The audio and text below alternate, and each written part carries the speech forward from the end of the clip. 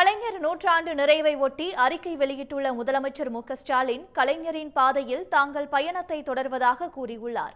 கலைஞர் உருவாக்கிய நவீன தமிழ்நாட்டை உன்னத தமிழ்நாடாக உயர்த்தி காட்டி வருவதாகவும் ஸ்டாலின் தெரிவித்துள்ளார். மேலும் புகழால் அல்லாமல் செயலால் மறக்க முடியாத தலைவராக கலைஞர் இருப்பதாக முதலமைச்சர் மு.க.ஸ்டாலின் பெருமிதம் தெரிவித்துள்ளார். அன்பால் போற்றப்படக்கூடிய தலைவராக கலைஞர் உள்ளார் என்றும் இந்தியாவின் அனைத்து மாநிலங்களும் திரும்பி பார்க்கும் திராவிட மாடல் ஆட்சியை தாம் நடத்தி வருவதாகவும் ஸ்டாலின் தனது அறிக்கையில் குறிப்பிட்டுள்ளார். இந்தியாவின் திசையை தீர்மானித்தவர் கலைஞர் என்றும் தனது அறிக்கையில் ஸ்டாலின் கூறியுள்ளார்.